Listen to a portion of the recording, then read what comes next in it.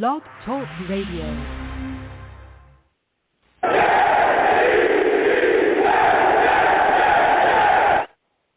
What's going on, folks? It's your boy Long Beach Joe, and I am back at it again.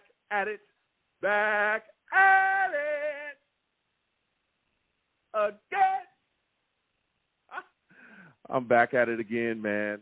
Listen, we have quite a bit to discuss.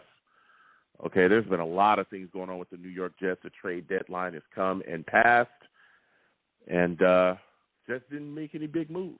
All right, we're going to be discussing that.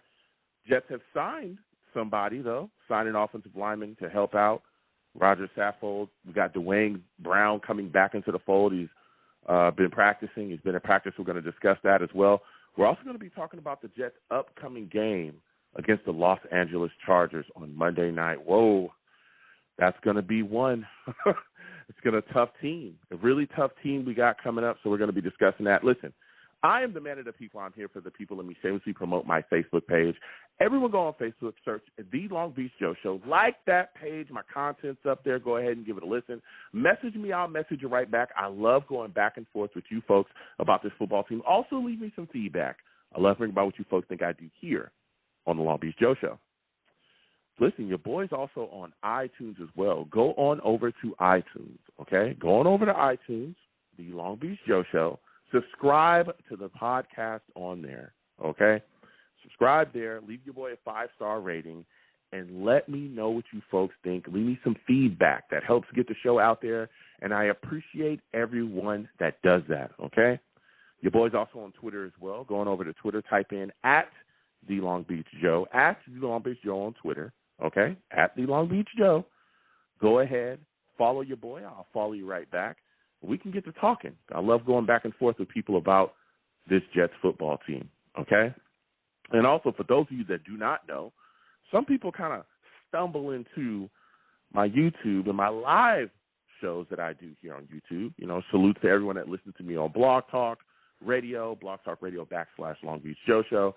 Some people, you know, catch the show via iTunes as well. Again, I just spoke about the iTunes, The Long Beach Joe Show on iTunes. Again, you know, subscribe to the podcast on iTunes. And they kind of get stunned when they see that, hey, he does this show live. Yes, I'm live, baby. You know, salutes and respect to all the ladies as well out there that say, hey, Joe, you look good. All right, you're attractive. We love the show. We love the takes, but you're looking good. Thank you, ladies. I appreciate you, okay? I'm not an arrogant guy. I'm just a regular person out here working with what I got, all right? So we have a lot of fun. Come on over to YouTube. Type in, when you come to YouTube, type in Long Beach Joe Jets. Long Beach Joe Jets on YouTube, all right? Subscribe to the channel. Hit that notification bell so when I post content, you'll be in the know. Also give the videos a thumbs up, all right? Share them across your social media with your friends and your family. And, again, comment. Talk to me and I'll talk back, all right? But keep in mind, when you come over here, you're going to have to deal with some people, all right? They're called the Savages, man. All right, I called my chat the Savages. You want to know why? Because they're savage.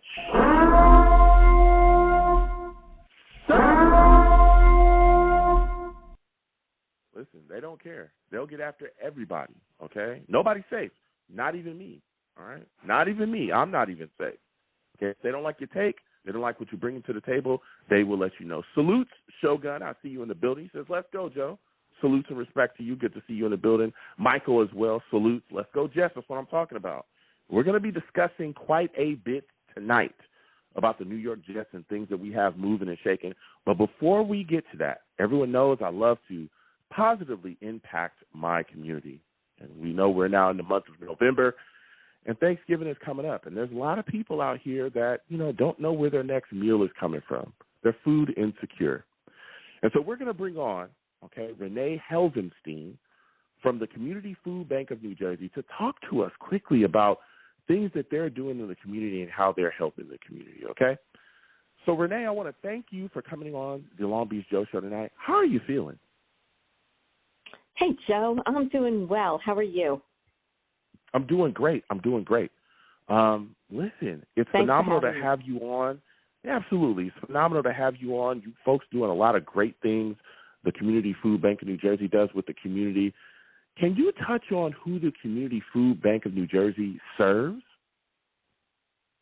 Yeah, thank you for asking about that. So the Community Food Bank of New Jersey serves all of our neighbors in need who may not know where their next meal is coming from. And that is a diverse group of neighbors that is in every city, every town throughout the state of New Jersey. It's your neighbor, whether you live in an affluent community or a less affluent community. You never know who is struggling because you can't see it, right? So, there are more than 725,000 people in the state of New Jersey who may not know where their next meal is coming from. And 175,000 of those are children. Wow, to hear those stats, it makes me so sad. But again, with all the work that you folks are doing there, it's helping to fill that void. And like you said, helping to make sure that people are able to get their next meal. Can you fill us in on your turkey drive and check out hunger initiatives? Yeah, absolutely. It's definitely that time of year, right? The holiday season is upon us, and that's when it's just more heartwarming and heart-wrenching all at the same time, because that's when we need the most help, is to help our neighbors in need. And we do a turkey drive. You can look at many of your major grocery chains on November 18th, where we collect turkeys and various food products that are shelf-stable that can help families through the holidays. We are committed to distributing 41,000 turkeys and then, almost the same amount of chicken roasters and about 10,000, 11,000 hams, so that various cultures can have the type of food and protein that they choose. Yes. Now, again, we're speaking. Oh, go ahead. Go ahead. Okay, sorry. No, go ahead. In addition, you mentioned Checkout Hunger. That's also something that you can find at our local grocery chains here in New Jersey. Many of them partner with us at this time of year, as well as some convenience stores. You can donate $1, $3, $5. You can just round up at the end of your purchase, and those dollars will come to Community Food Bank of New Jersey, which we then share with local food pantries. Listen, Renee, it has been phenomenal speaking to you again. We're speaking with Renee Halvenstein of the Community Food Bank of New Jersey. How can my audience get involved? Can they volunteer? Can they donate their time? Where can they donate their money? How can they give to the Community Food Bank of New Jersey directly? Well, that's always an important question, right? So, yes, we are always looking for volunteers. As a matter of fact, volunteers are a lifeline. We have about 88,000 hours annually that our volunteers give, and it's amazing the work that you can get done in 2 or 3 hours and make a difference. So, yes, please come join us. Visit us at cfbnj.org. Community Food Bank New Jersey.org, and you can donate funds. You can sign up for volunteerships. Remember, $1 equals 3 meals. So every dollar you donate is helping to feed someone for a day.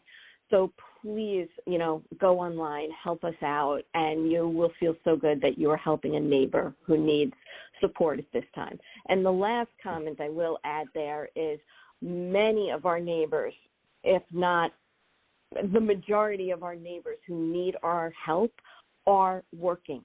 At least one member of their household has a job and is struggling to make ends meet in today's economy.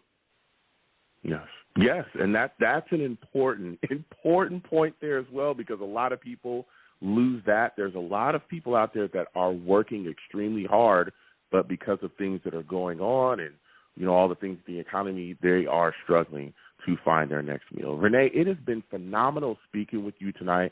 I want to thank you for coming on the show and sharing all of the information about everything you folks are doing over there at the Community Food Bank of New Jersey. I wish you a good night. You have yourself a good one. Thank you, Joe, and thank you to your audience. Thank you. You have a good night. Listen, it was phenomenal to speak to Renee tonight. What a great load of information she gave us.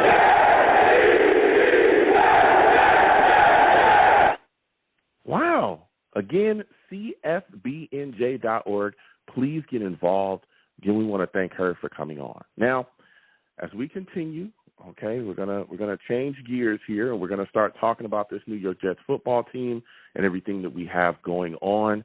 Let me tell you something. There's been a lot of things moving and shaking. We're going to get to all the callers tonight. Trust, 415, I see you in the building, Jeremy.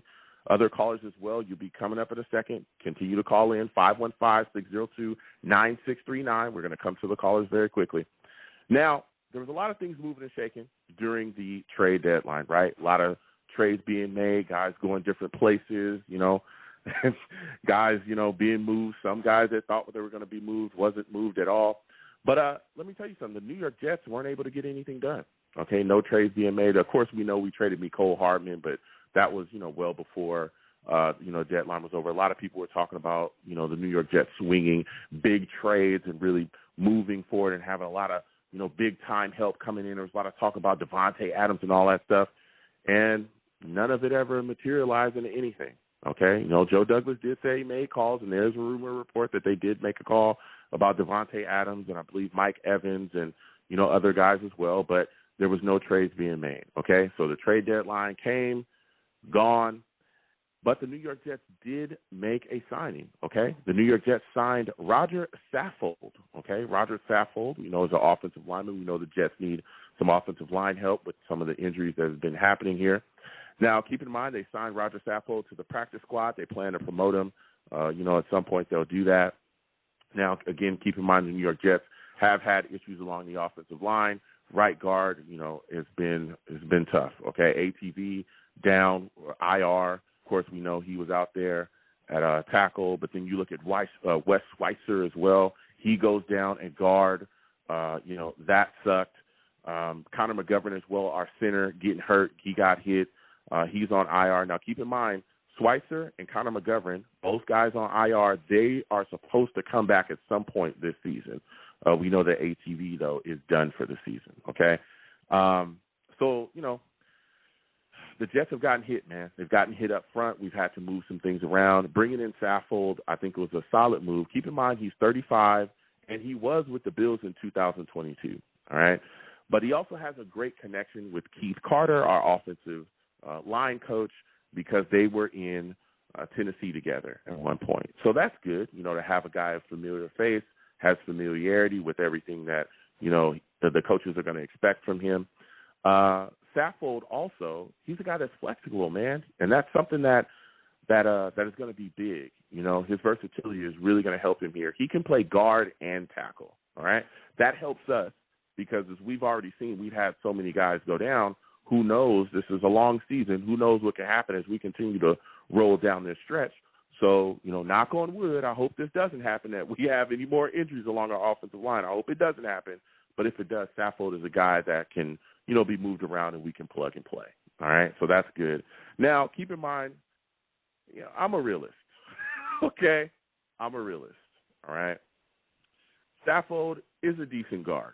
Is he coming in here like an all-pro? All right. Is he coming in here as a Hall of Famer? No. All right. He's not a guy that is gonna blow you out the door as far as the offensive line play. But he's a guy that can come in here and be solid, a solid depth piece, a guy that we can work in and see what he can give us. So that's what I'm expecting here. He's a guy that's going to be able to hold the fort. Okay. Keep in mind, some other good news about our offensive line. Joe Tippmann back in practice. All right, he's been practicing. Robert Saleh did say that he was a quick healer. So we're going to see. I know he's week to week. We'll see when they actually are able to implement him. They're still working through situations with him as well. I don't want to see him on the field until he's 100% ready. That's what I will say, all right? That young guy has really shown us something. We drafted him as a center. He's here. He's playing guard because that's, what we needed. And, man, he was looking really good at guard as well. So I don't want him back until he's completely ready, but it's a good sign that he's back in practice. Another guy that's back in practice as well, Duane Brown. Duane Brown back in practice, huh? All right. Now, he's, he's been doing his thing, all right? And he's out there. And there was a lot of talk about him coming back and feeling better after, the situation with his shoulder and getting that worked on and fixed up. But his return has a lot of questions swirling around, especially with me. I'm looking at him and I'm saying, how are they going to handle him? They spoke with him, recently, the media, and he said that he was uncertain about what, was going to happen going forward with Duane Brown. They're still trying to scope things out. Here's the deal. Duane Brown does not play anything but left tackle, okay? I've talked to a lot of Jets fans, and I've gone back and forth with a lot. We'll get to the callers in just a second. Trust. I see y'all. We'll come to y'all in a second. Again, 515-602-9639. Again, 515-602-9639 is the number. Here's the deal. Duane Brown, can only play left tackle. Right now, Mekhi Becton has been looking really good, okay, back at his natural position of left tackle. Here's the deal. I do not want to see Mekhi Becton moved. I don't. I would like to see him stay at left tackle. He's been looking good.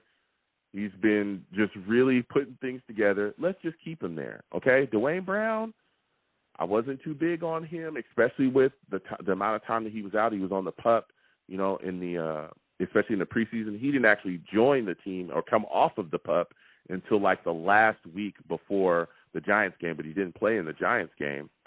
And so there's a lot of things moving and shaking, all right, and especially when you look at the situation. We got the Chargers coming up. I don't think they'll immediately implement him into the line, but we got a bunch of other teams with really solid pass rush, and there's been a lot of moving and shaking around the offensive line here. They can't build any kind of camaraderie whatsoever because there's been guys that are going down. I just named 3 offensive linemen: ATV, Schweitzer, Connor McGovern, Joe Tippmann. Actually, that's 4. That, guys are being moved around constantly. And even we got Newman. We'll see if he is going to actually start this upcoming week at center.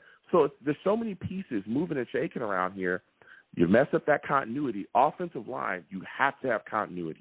You have to understand how the man next to you is going to play. You have to, all right? They have to have that feel. So I don't want to see Mekhi Becton move to right tackle, but when asked, Mekhi did say, hey, he was willing to do it. He said, and I'm paraphrasing, I don't care where you put me as long as I'm playing. That's all I care about, all right? So we'll see how the Jets handle it. I would like to see Becton stay at left tackle. Maybe Duane Brown could be a guy, that can support and be that depth piece on the bench. But, man, it's going to be very interesting to see how they handle the situation with him. Now, again, the New York Jets also signed Jalen Holmes to the practice squad. Again, placed Connor McGovern, Schweitzer, and Al Woods as well on the injured reserve. Al Woods is actually going to be done for the season, so that led them to promote Tanzil Smart, Dennis Kelly as well from the practice squad to the active roster. We also saw them bring up Chris Glazer as well. Chris Glazer, offensive line, helped another depth piece from the practice squad to the active roster. And they also signed Bruce Hector. For those of you that do not remember Hector, he was putting some things together, in preseason. We saw a lot of good things out of him, so he's going to be a guy that's going to be on the practice squad. And, again, Tanzil Smart, coming up is going to be big too. He's a guy that's really been putting some things together, for us in preseason for, a couple of years now. So it's good to see. Again, it sucks that Al Wood is going to be done for the season. He actually tore his Achilles too, which is crazy. But, we got him in the building. So, and we also released Elstron Smith from the practice squad. So there's going to be a lot of things moving and shaking, and they also worked out a defensive tackle named Winfrey as well. So we'll see what happens as they continue to work on with him. But, man, there's been so many things moving and shaking around the New York Jets. It's crazy. And, of course, we got this upcoming game with the Chargers, which is going to be big as well. We're going to be discussing that tonight. So we're going to get to the callers, okay, because we got a lot to talk about. The Jets' offense against the Chargers has to be better. We got to score, okay? Zach Wilson, please take care of the football. Offensive line, you're going to be tested, and that's the big thing upcoming. Just this Chargers football team. This offensive line is going to be tested. Bosa, Khalil Mack, and they also got this guy Morgan Fox that Jets fans aren't talking about. They're mainly focusing on Bosa and Mack, which is understandable, but Fox is serious business too. This line is going to be tested, and we must take care of business. We're going to see what happens going forward. Zach Wilson has got to take care of the football, and this New York Jets football team has to score points. We got to score points, all right? Finish in the red zone. My goodness, all right? Finish in the red zone. The defense is also going to be tested as well, too. Got to get after Justin Herbert. He's a really good quarterback in this league, all right? Huff, Johnson, JSM, Lawson, Jefferson, get after it. You have got to get after it. You've got to put that man on his back pockets. Do not let him take over the game. Speaking of take over the game, Austin Eckler is a really good football player, for those of y'all that don't know. I'm on the West Coast, if anybody's confused. Yes, I am often forced to watch Chargers games. And let me tell you something. Austin Eckler is no laughing matter. He is no laughing matter, okay? He'll bring it to you. He can catch the football coming out the backfield, route you up. He's also a good running back. You hand the ball off to him, he's small, he's quick. He just finds the hole and gets rolling. So we got to make sure that we corral to the ball against him. To me, when you look at him, he's like the Saquon Barkley of their offense. He's the guy that really gives that offense gas and explosion comes from Austin Eckler, all right? He's the guy that really makes that offense go, so you got to watch him. Keenan Allen as well, solid wide receiver there. So the New York Jets defense is going to have their hands full. It's going to be interesting to see how we handle it. We're going to get to the lines again. 515-602-9639. 515-602-9639 is the number.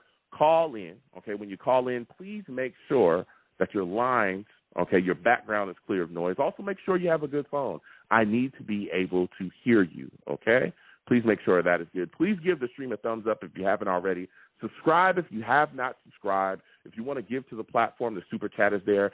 Cash App is at the bottom of the screen. Anything that you give to the platform is greatly appreciated. Also, when you call in, I have one rule on this show, okay? Don't curse, all right? This is YouTube, okay? Pay attention. Do not call into my show cursing. I'll get you out of here fast. I'm talking fast. Faster, we got Jamal Adams.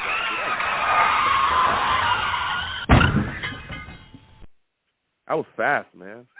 We got him out of here so fast. He was gone, baby. He was gone, all right? Not fast enough in my personal opinion, but it was fast. So we're going to get to these lines again. 515-602-9639. 515-602-9639 is the number. Call in. When you call in, be patient. We will get to everyone.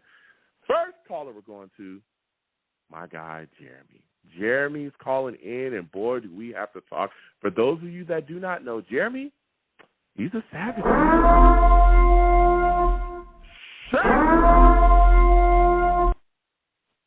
Jeremy, salute. I want to thank you for calling into the show. It's good to hear from you.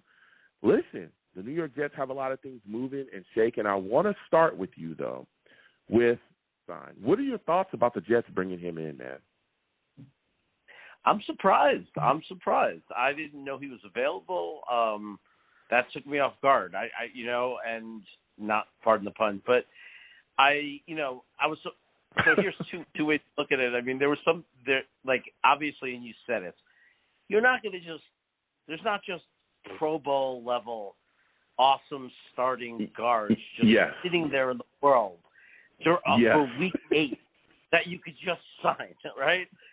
So I don't know why anybody wouldn't be happy, because that's much better than I thought we could just that easily get. We're talking about a guy, like you said, very versatile, a guy with a lot of experience. He knows how to play. He has a history with the offensive line coach. I think we should be really happy about it. I think just to have I mean, it's not the guy you want to roll out as your starter and say, this is a strength of our team. But when you're in the situation we're in, if even with the guys coming back, if they get banged up and this guy jogs onto the field, you're not panicking. I mean, he's a serviceable guy, sure. So I think it's a great thing. I think it was a great signing. I'm really happy that he was available. Yeah. What are your thoughts about, and I like that take, because I feel the same way, but what are your thoughts about Duane Brown coming back? If you were part of this Jets coaching staff, let's say you're Robert Saleh, how do you handle his return? Is he a guy that you immediately stick in there at left tackle? How would you handle it, Jeremy? I think at this point he would have to prove to me that the combination of him at left tackle and Becton at right tackle is better than Becton at left tackle and Mitchell at right tackle. He would have to prove it. I would not rush him back in. He's not proven that. I really like Becton at left tackle.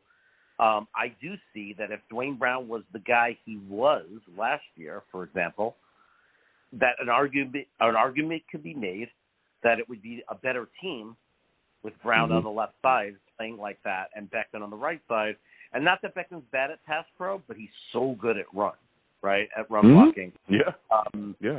That it makes him a very effective right tackle.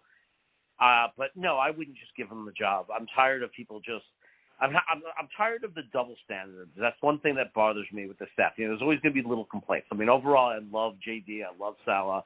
I love the direction of the team. I've been happy for 3 years. I've seen this all develop, and I'm a big supporter of everything they've done overall. But if I wanted to pick at the little things that bother me, it's things like that there's kind of a double standard. Oh, Chipman has to earn his spot, even though I knew from that he deserved to be in there game one. But guys like Brown, veterans, get to just come in and be given the spot. I don't think he should be given anything. I think nothing against him personally. He's older and he was injured, so nothing personal. I like him as a human being, but he needs to earn the spot. He needs to come in and prove that we're a better team. Yes.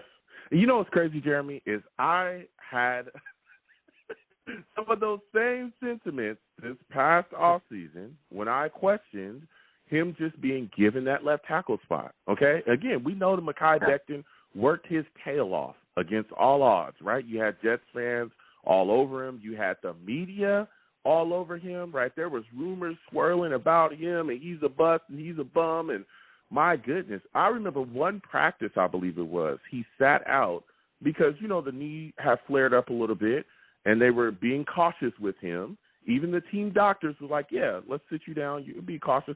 And the fan base lost it. Cut him right now, trade him immediately. And I was like, whoa, wait a second, okay? And he just kept working himself back into the groove. And I always questioned, okay, well, if Mekhi Becton's having to work so hard to get back, and he did, and eventually he got snapped. I remember he wasn't getting first-team snaps after a while. But then it was like Duane Brown just kind of cruised in, off of a shoulder injury, and was just kind of able to cruise in and get the left tackle spot back, no questions asked. And then, again, we saw, the first game where he looked very stiff and looked just not very good, right? And then trying to put things together, and eventually, down the line he was hurt. So it's like, I echoed those sentiments, and I was crushed for it. But it's good to hear you, say, hey, listen, this guy needs to go out there and compete. And speaking about competing in offensive linemen, there was a lot of Jets fans. You yourself said that you're a big fan of what you've seen from Joe Douglas and Sulla, and I respect that. But there was a lot of Jets fans that were upset that the New York Jets did not swing a big trade to add to this football team somehow, some way, right? A lot of people were upset that they didn't make a move for a guy like Cleveland, right, that ended up that was from the Vikings, ended up moving on to another team. He actually went there for a late pick. Are you upset that the New York Jets didn't add a big name or go after any, maybe really solid offensive linemen via the trade before the trade deadline? No, because I don't have the information. I know another team made a move, but there's 31 other teams, and other teams are going to make trades, and maybe they got in there first. Maybe it was part of another deal that will happen because there's relationships with GMs where they scratch each other's back and they do those kind of things. And we've had it happen to us. We got, before he got hurt, we got this really good safety, a versatile safety in Clark for like a 7th round pick. And people say, well, how did that happen? Well, there's relationships with GMs, and every other 30 GMs around the league may have said, why the hell did we give up a 7th round pick and get Clark on our team? Why did the Jets get to do it and be mad at their GM? I don't think we could, as far as like the trades and getting trades done, I don't know what was offered. How could I be upset about what I don't know what was offered to us, what was available to us? Like Devontae Adams. Okay, maybe he was available to us, but maybe it was our 1st and 3rd this year and our 1st and 2nd next year and our 1st after that. When you look at it from that perspective, would you really want to give up 3 first-round picks and plus he already has a $30 million a year salary? And that contract is big. Whoa. Yeah, for a guy we might not even be able to utilize because we don't have our offensive line's getting hurt and is decimated, and wide receivers don't mean a thing, if you can't get them the ball. Yeah. Oh, yeah. So that's it's very hard for me to be upset when I don't know what was out there. I don't know what JD was looking at, and a lot of experts have said, for people in the know that understand it, trades are more rare in the NFL before the trade deadline because there's so much more complications too with the salary and the salary cap. It's very complicated and complex, and it takes a lot to get it done. It's not so easy, and I just don't know what was offered. If we found out, we could have had Devontae for this and that, and it didn't seem like a lot. Maybe we could judge, but we don't know what was offered. We don't know what JD was willing to give. We don't know what the Raiders wanted. So how can we make a judgment? Yeah. No, listen, I hear you. And, again, that's one of the things you often wonder, and that's why me personally, I know that there's a lot of Jets fans that were screaming Devontae Adams constantly.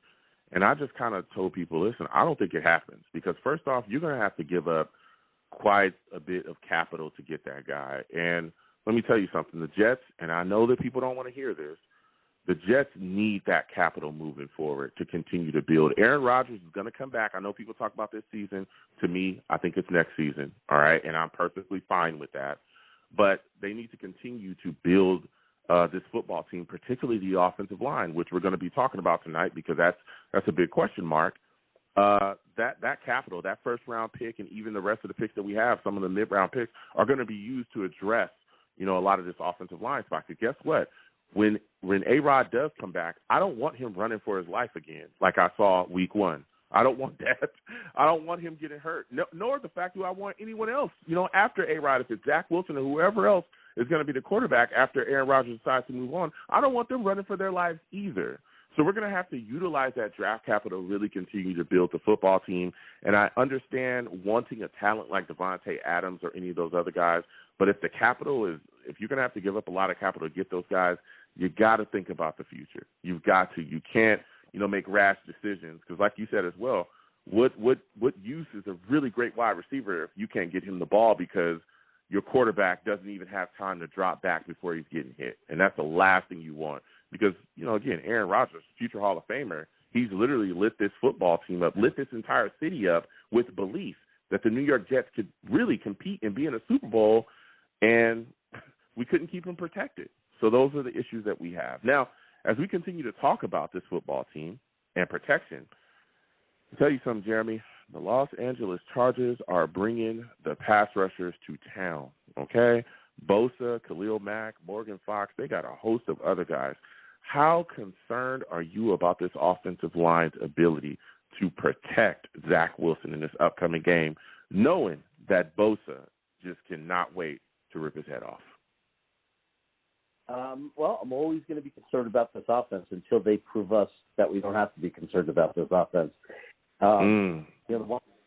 Zach had some really good moments, and Zach had some really bad moments. And the biggest issue that we have with Zach Wilson as our quarterback right now is just you don't know what you're going to get. Like, it can come out in that Kansas City type game where we're jumping up and down and saying, yes, I knew he had the talent, it's showing. Or he could come out and he could look like the quarterback that played against New England this year and last year. You don't know which Zach Wilson is going to come running out on that field. And then what you said, like there are weeks where we are terrorized, like our quarterback is terrorized, like he's not going to have time to pass. The one thing I would say about this week that gives me a little bit more hope and where I think that there might be some breathing room is San Diego has been, I keep calling San Diego. LA has Chargers. Everybody still does that. Yeah, LA Chargers. The Chargers. I know, it's crazy because I used to go to games. I used to go down there to games when my brother lived in San Diego. So I was at a lot of Chargers games. I feel like they are susceptible to the run. They give up. There's evidence that they're susceptible to the run. And unlike some of the defenses that we've played against, they actually have holes. They actually have weaknesses. And one of the things is their safeties, there's some holes there. They have some issues there.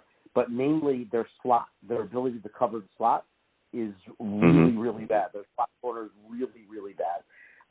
Maybe as bad as any in the NFL. So that's really going to give us, like, if hopefully, Hackett doesn't get into that trap of always trying to outthink and trick them, but just attack their weakness. is I think Conklin could have a very big game against this team, and I think Breece Hall, if Conklin forces when is making those catches and they have to make adjustments and it gets Garrett Wilson involved, they can't double him, and you start opening up that vertical game, I think then Breece Hall gets the green light because we get that eighth man out of the box, we open up the middle a little bit, and I think we could have a nice game. I really do. This could be a nice breakout game for us. There's always going to be good players that we have. Every NFL team has some good players that we have to worry about. And, I mean, obviously we have to hope that our offensive line holds up. We definitely can't afford another injury during it. No, listen, you're talking facts, and also when you talk about this Jets offense, we got to finish in the red zone. We got to score points, man. We can't keep walking away with field goal after field goal after field. Listen, Greg Zuerlein and Morstead as well, they've been phenomenal this season.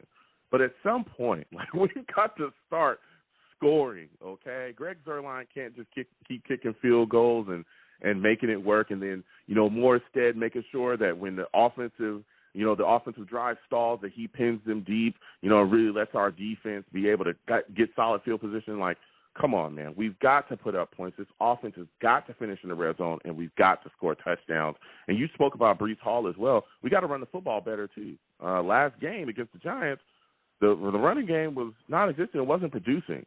Zach Wilson actually led the New York Jets in rushing yards last game, which is crazy to even think. Now, we continue to talk about this football team. You go over to the defensive side of the ball, Justin Herbert's really good, man. The Jets pass rush, I'm thinking they got to get after it. They got to get to him. Do you think they'll be able to accomplish that? And if so, how many sacks are you expecting this Jets pass rush to be able to get? I honestly think we could get 4+. I think we could get I'm confident we'll get at least 4. He's not as mobile as some of the quarterbacks we faced, and we've actually done overall a really good job against really good quarterbacks. And I think our strength is against teams that rely on vertical passing games because we have Sauce Gardner, because we have Reed, and we have this great defensive line. So I think when we play quarterbacks that are more in-the-pocket quarterbacks that aren't outstanding athletes, I think that plays into our strength. And I think that there's a really good opportunity for us to put a lot of pressure on him and to put, and to actually create a bad situation for Justin Herbert. I think our defense is real. People want to make it like finding ways to not believe. Oh, it's because last year we went against backup quarterback. Everybody's looking for every excuse to say our defense is not real. Our defense is very, very real. We would be, with this offense, the way it's played, we'd have one win right now for the whole season if this defense wasn't real. So I believe against a quarterback like that sits there in the pocket, I think we're going to get 4+ sacks. I think it'd be a very good day for our defense. Yeah. Listen, for those of you that do not think the Jets defense is real, ask Josh Allen, Patrick Mahomes, and Jalen Hurts how it felt to meet the Jets defense. Go ask all of them. I guarantee you they'll say that defense is serious business, okay? Serious business. Speaking of serious business, my final question for you, Jeremy, because you've been bringing the heat, man. I'm concerned about Austin Eckler. I don't know if everyone else is as concerned about him as I am, but I'm very concerned. This is a guy that I've really seen, can take over a game, to be completely honest. He's a guy that can come out of the backfield and catch the football. I've seen them give him screens and all kind of things to just get him involved in the game. And he's a guy that if you don't find a way to slow him down, he really provides the gas and explosion to the Chargers offense. What are your thoughts about him, and are you concerned that the Jets defense won't be able to slow him down? Because I really feel like what they're going to do offensively, I think they're going to try to mimic what the Cowboys were able to do against us. Quick screens to him, moving him around, quick passes, stuff like that. I feel like that's what they're going to do to definitely try to get him the ball and get him heavily involved. Again, final question, what are your thoughts about him, and do you think the Jets defense will be able to stop him and slow him down? Oh, I think he's going to hurt us. He's going to do some things. He's going to be the reason they score points, right? When it's not like we're getting a shutout. It's not like, I think this is the game against LA. I think this is the kind of game where it's going to be one of those games where they're going to put together drives, and it's going to be one of those where we rely on our defense to get tight and make them settle for field goals. You know what I'm like I totally think they're going to have good drives. I think they're going to score points, and I think Eckler's going to be a big part of that, and I think their tight ends are going to be a big part of that. I think they're going to attack us where we're with those screen passes. Look, like we said, every team has good players. That's why every team scores points and has good drives sometimes, even against the best defenses. They're definitely going to score points, and I think you said it perfectly. It's about how not to let him take over the game, to contain him. Can't stop him. It's not about stopping him. It's about containing him and just keeping it under control. And, again, making him settle for the 3 points on those drives. And, we're the type of team that just gets better as the game goes on. So if we could stop them from getting early touchdowns and settle for field goals, then it's just for our offense to do something. And just before you go, because and you end this call, I want to let you know, because you might not know this, I'm actually leaving in 3.5 hours from Sacramento, and I'm flying on the red eye tonight to New York. Oh, wow. And I'm gonna be at the game. Yeah. Okay, that's what I'm talking about, Jeremy. I hope you have a great.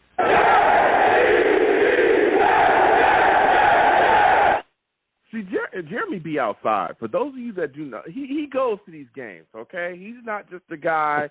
He be out there. He knows what time it is. Now, with you going to the game, all right, everything that you've seen, everything we talked about, give me your final score prediction. Jets, Chargers. Who do you think wins? Who do you think loses? How do you think it ends up on Monday night? I think it's going to be something like 24-16. 24-16 Jets? I think the Jets are going to win 24-16.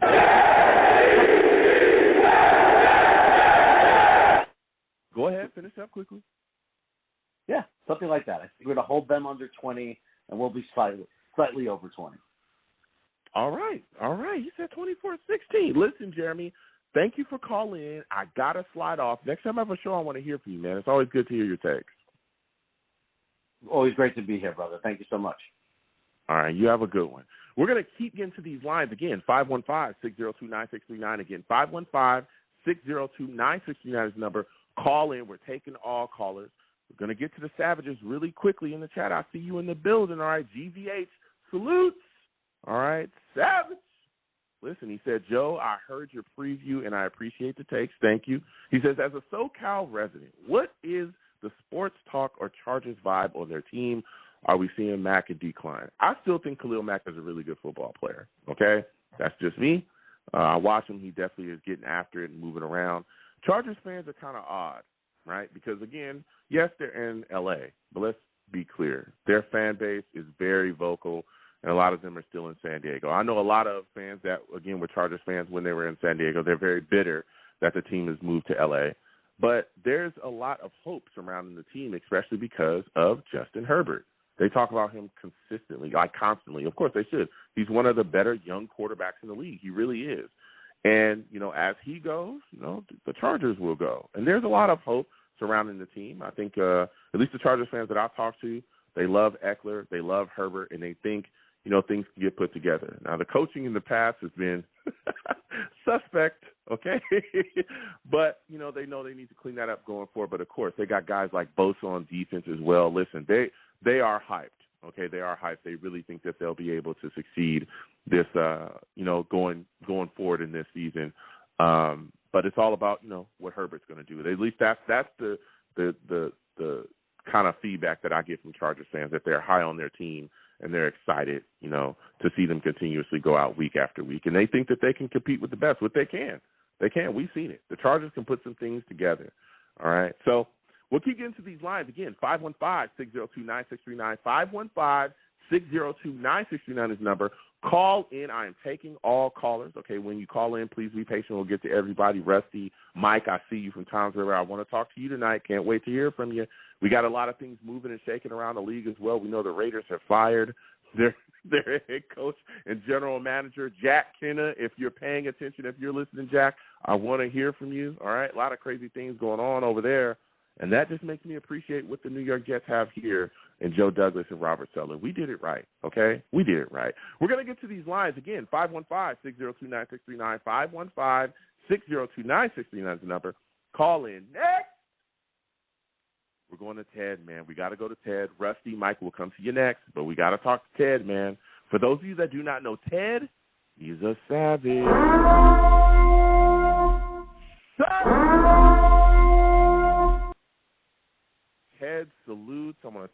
calling in tonight. So many things moving and shaking yes, right now. Give me your thoughts, man, about this Jets offensive line. We just got in Rodger Saffold. He's been signed. Duane Brown coming back off of IR. So many things being moved around, so many moving parts in the offensive line. What are your thoughts about the signing, and how would you handle Duane Brown coming back?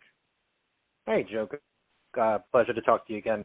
I would say I originally thought that we would sign Ben Jones and move Tippmann over to guard. But I would handle the Duane Brown situation where Mekhi stays at left tackle and Duane goes and alternates with right guard or right tackle. He comes in with Matt Mitchell. You think guard or tackle for him? I don't know if that would happen. Go ahead.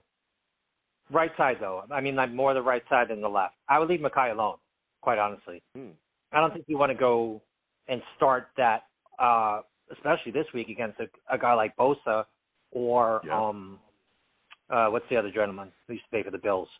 Mack. Khalil Mack. Play for the Bears. Yeah. I wouldn't want to mess with the left side, the blind side for Zach Wilson this week. I would put Duane Brown in, see how he's doing, see how he feels, rotate him on the right side, leave Mekhi on the left. That's what I would. Yeah, listen, and I hear that, and I've gone back and forth with a lot of people talking about this situation that we have here at tackle. I cannot see them putting Duane Brown on that right side. He's never played right tackle, and I think putting him up over there, especially against, like you said as well, against Bosa and like the other pass rushers, he'd be learning a brand new position. He's never played that in the NFL. And again, we've heard even from guys in the past. Billy Turner has talked about it. The move from right to left.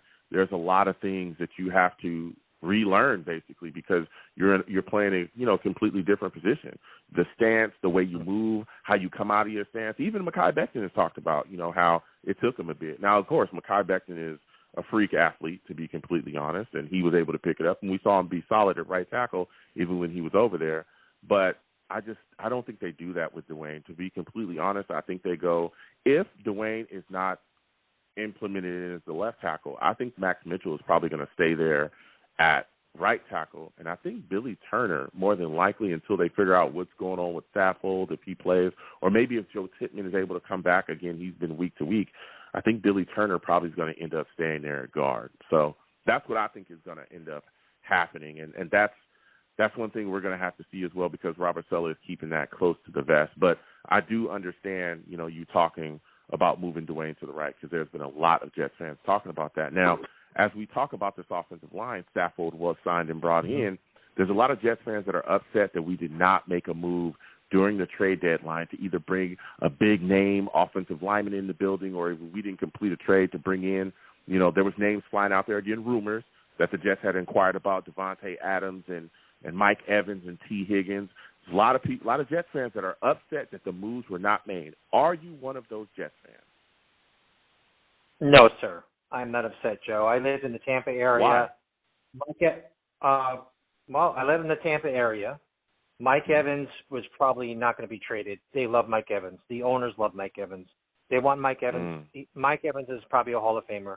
Mike Evans, they want him to be a Buck for most of his career. So, and he is like the face of the franchise at this point, because Baker Mayfield is not really the face of the franchise. So he is the face of the franchise right now. So, Joe, basically, like Joe Douglas said, you have to get teams. They probably said, Devontae Adams, give me 2 first.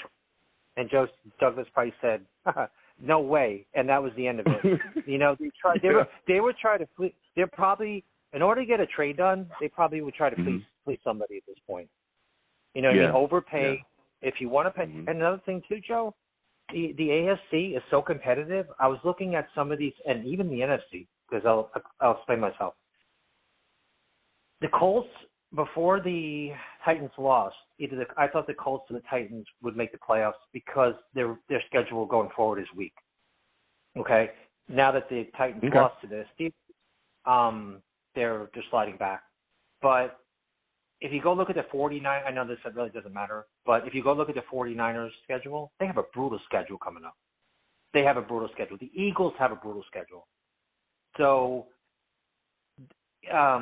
any of these 3-5 teams, any team in the AFC is legit in line to maybe make the playoffs at 9-8. There's no doubt about it, especially with a weak schedule going forward. So I don't think there were many sellers, Joe. I don't think there were many sellers. They were, they were going to hold on to what they had. And, I mean, it could have been sellers. They get rid of one player? They get rid of the quarterback. Yeah. You know what I mean? They're probably the worst team in the league right now. So, another thing, too, is the teams are so up and down. I mean, the Cardinals beat the Cowboys, and, there's so many examples you can give of teams that are up and down. So this is the most, Joe, this is the most open I've seen the NFL in a while without a dominant team. Hey, Joe, let me make one more point. Oh, darn it, I forgot what it was. You could ask me a question. I got it. I got it, Joe. I got it. Okay. Joe, if the Dolphins lose to the Chiefs and the Bills lose to the Bengals, which is very realistic, the Jets win, they're a half game out of first place. Yeah. So we can have the biggest weekend in a long time for the Jets. Go ahead, Joe. Sorry. No, listen. I hear you, and everybody's clamoring for us to move up, and hopefully, we'll be able to take the division this year. It's a long season, and we'll be talking about that as things continue on.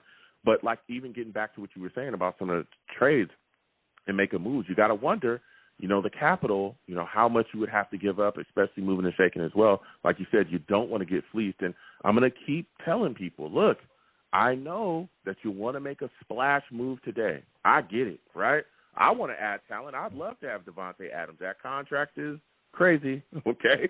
But he's the real deal, right? But here's the deal. We also need that capital to continue to build around A-Rod or whoever our quarterback is going forward, and also patch up some of the issues we may have on this team. Free agency's coming. There's some guys that can leave. There's some guys that can end up moving it on, and we need that capital. Okay, you must attack in the draft, and so it's tough, but we'll see this upcoming offseason we'll be able to make moves. Now, as we continue to talk about this team, my final question for you, Ted, because you've been bringing the heat. You look at this Chargers offense, man. To me, Austin Eckler is a guy that we must contain the best the way that we can. Him coming out the backfield catching the football, I think, is going to be a nightmare for us. I'm very concerned about him.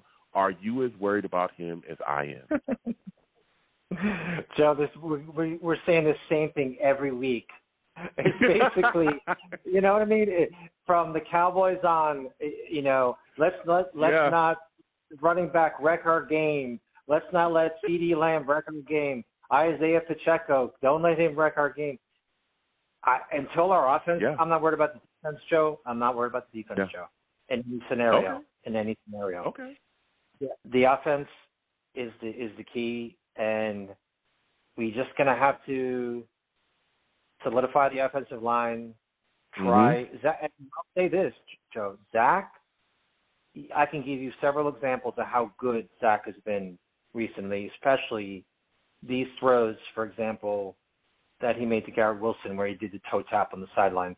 Some of these throws are spot on, and there were so many ridiculous drops that he's not getting a hand on this Breece Hall, Lazard. I mean, all these guys are ridiculous. Just I don't understand it. I was thinking I was having a Corey Davis and a Corey Davis flashback with all the drops. I thought we got rid of those.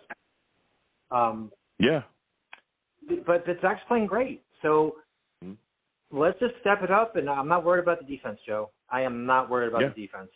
We could probably hold them under 20 points. Yeah, listen, the offense, we got to finish. We got to finish in the red zone, okay? And I get it. I think that Zach has been all right. I know people were trying to crush him after the Giants game, but he was heavily pressured, and there was no running game. We were very one-dimensional in that game if you look at it. He literally led the Jets in rushing yards. But the Jets have got to finish in the red zone. They've got to. If you can't score points against the Chargers, we're going to be dead. Real talk. And there's other teams coming up as well. If you don't put up points, we're going to be dead. Go ahead, finish up, and then give me your final score prediction for Monday night. Hey, Joe, let me ask you a question. Do you think we would make a 3rd and 1 one of these days? Can we make a 3rd and 1? Is that even possible? I mean, man, it is. Come up with something. It's looking rough. It's looking rough. Okay. You can watch a myriad of college games where they will fake a hand off to one side and flip it backwards to another, back going the other way or something. Watch some college tape. Anything that'll. You got to get 1 yard. Against the Giants, I'm gonna say this. Against the Giants, the New York Jets had more penalties in that game than they did 3rd down conversions. They only had 2 3rd-down conversions. They had 9 penalties. It was insane. Yeah. We've got to get better. We've got to move the chains. We've got to convert. If we can't do that, we're going to be dead in the water. But before I let you go, Ted, give me your final score prediction. Jets, Chargers, Monday night. Who do you got winning? Who you got losing? Oh, Joe, we're definitely going to win this game. We know how to finish. We know how to play tough. We know how to play close games. I would say let's go 19. A little ugly score. 19-16. 19-16 Jets. All right.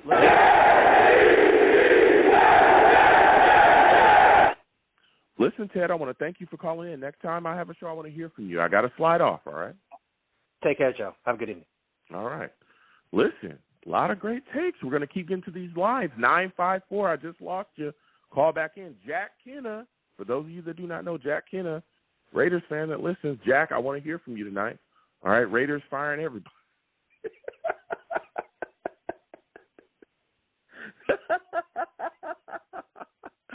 The Raiders are firing everybody, okay? They fired everybody, all right? Got Antonio Pierce now as their head coach. Well, they cleared house. They don't play around, all right? I want to hear from Raiders fans that be watching me. I know I see y'all. Call in. I want to talk to you, all right? We're going to keep getting to these lines. 515-602-9639. 515-602-9639 is the number. Call in. Next, I'm going to go to my guy, Mike, okay? Rusty, you'll be next. New callers as well. Hold on. We'll get to everybody. Raiders is firing everybody. We're going to Mike from Toms River. For those of you that do not know Mike, he's a savage.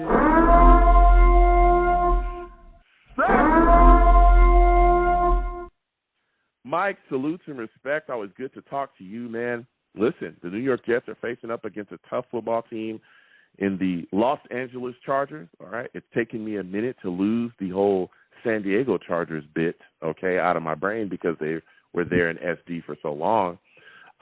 When you look at what this team has got here and we're matched up, what is your biggest concern when you look at the Jets offense as you go into a game with a Chargers defense that is rife with pass rushers? It's got to be offensive line. You know, I would leave Becton on the left tackle, keep Mitchell over there, keep Duane Brown as the backup. And today in practice, Thomason, he might not be ready for the game. Mm-hmm. So we might be missing 2 guards. I forget the rookie they drafted this year. I forget his name. Joe Tippmann. 4th round. No, Tippmann. Joe Tippmann probably going to play center. Was the guy who... Say again?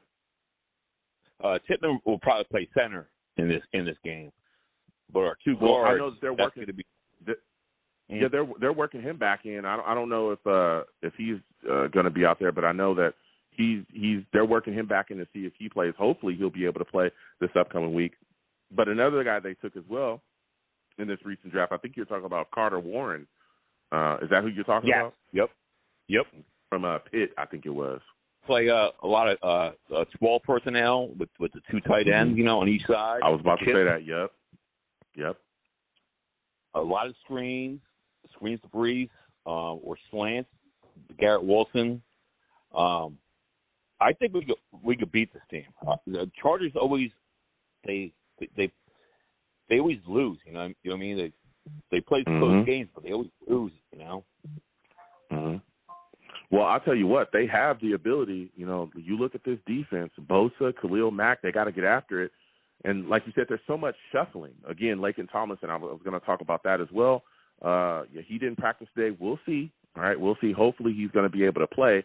Again, Joe Tippmann, getting back out there. We saw Duane Brown out there as well. There's could possibly be a lot of moving and shaking. I believe at this point, Newman, the guy we called up from the practice squad, I think he's going to be the starting center, in this upcoming game. But we'll see because, again, Robert Saleh is keeping everything really close to the vest. But like you said, and I agree with, I would keep Mekhi Becton there at left tackle. I would keep him there. I think he's been solid. I think you keep him there because, man, you got to. Okay, this guy's been looking phenomenal out there. There's no reason to continue to shake up an offensive line that's already been shaken up. Now, when you talk about some of the offensive production, and you talk about Brees, how important is it for us to run the football effectively? Last game against the Giants, our running game was poop. We didn't really get anything going on the ground. Do you think we'll see a better showing for Brees and the Jets' running game against the Chargers? Well, I hope so because the play action – the play call on was horrible. It was so predictable. They were playing everybody bunched in, and you knew exactly where the running play was going, I mean, put some wide receivers out and spread them out, and let Brees do what Brees does, make missed tackles and everything, It was so predictable what they were doing. That was like one of the worst games I ever watched in my entire life until the last 2 minutes of the game. Yeah. Listen, I mean, yeah, it was rough. It was rough to watch. It wasn't just rough to watch because of the lack of the offensive, output as well, which was tough in itself. But one of the things that frustrated me as well was watching just the amount of penalties that the New York Jets were getting. It was crazy. And look, Quincy Williams' penalty in the last game was trash to me. Yes, and Jermaine Johnson got it. Yeah, that was bogus. We also saw Jermaine Johnson get a bogus call as well. But Michael Clemens' encroachment on fourth down, which gave the Giants a first, and when we should have killed their drive. There were other penalties as well, and that leads me to my next question for you, Mike. When you see the Jets have these issues with penalties, and this is not the first year that it's been an issue with Saleh here, what do you think that comes from? Where do you think these issues are stemming from? Because there's a lot of Jets fans that I talk to that think that the Jets' issues with penalties, really stem from and are a reflection of our coaching. What are your thoughts on that, Mike? Well, before that game, before the Giants game, we were like one of the least penalized teams in the game. I think we had like 9 penalties in that game. I think it's just they're going all gas, no brakes, and they got to tone it down, like what Quincy Williams did, like last year. Like he would miss tackles and everything, and they refined his game, and now he's all pro. I just think it has to be modified like that. Yeah, we got to clean it up because let me tell you something. You do that against the Chargers, all right? You give them 80-something yards, 80-plus yards and 9 penalties, they will absolutely lay it to us. When you give good teams like that, free yardage, free first down, easy stuff like that, they'll put it to you every day of the week. So we've got to – I mean, we're literally doing it to ourselves. That's what's so frustrating to watch at times. And, yes, we were able to pull out that game by the skin of our teeth, but I don't want to play like that every single week. Okay, I don't. I don't want to see this team go up there. Go ahead. It's wild. It's just wild. I was flipping out when Clemens went off sides on the punt. Oh, that was the worst. That was the worst. I couldn't believe it. And even he knew. You saw it. He just looked up. He was so dejected with himself, so upset with himself. And it was just like, come on, man. Come on. Now, as we talk about this defense, we know that we're matching up with Justin Herbert. He's serious business. The Jets pass rushers got to get after it. How many sacks do you think the Jets will be able to have, and do you think they'll be able to get some pressure on Herbert, man? I think they'll have 4, but the Chargers' offensive line is good. So they might have to throw some wrinkles in there and throw a couple blitz in there. I think so. But I think get it done. Eckler hasn't been playing really good this year. But he might have some wear on the tires, But the Jets really stink at the screen, so we got to watch the screen. Yes, we do, and I think that's what they're going to try to utilize quite a bit. The teams, even in the Bills, they were trying to scorch us with those screens. We've seen it, especially when we get very aggressive on our blitz packages and things like that, or even overrunning guys with how we rush the passer, and those screens will eat us up, and we got to get it together. Listen, Mike, this has been a phenomenal call from you, man. Give me your final score prediction. Jets, Chargers, Monday night. All right, big lights. The lights are going to be bright. All right, nowhere to hide at MetLife. Give me your final score prediction for the game. Who do you think wins? Who do you think loses? How do you think it ends up? I think the Jets are going to win 24-13. 24-13 Jets, all right. Listen, Mike, it's been phenomenal speaking with you. Next time I have a show, I want to hear from you, all right? Have a great week, and let's go Jets. Absolutely. You already know what it is over here.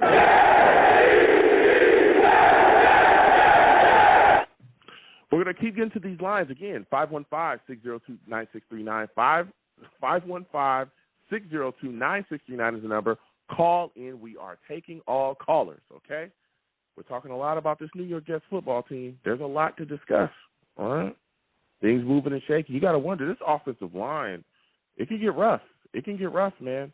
We're looking at these situations, man, and this offensive line is it's moving and shaking, man. You got to wonder, right? You got to wonder, how are things going to pan out here, okay? How are they going to pan out, and what can we do?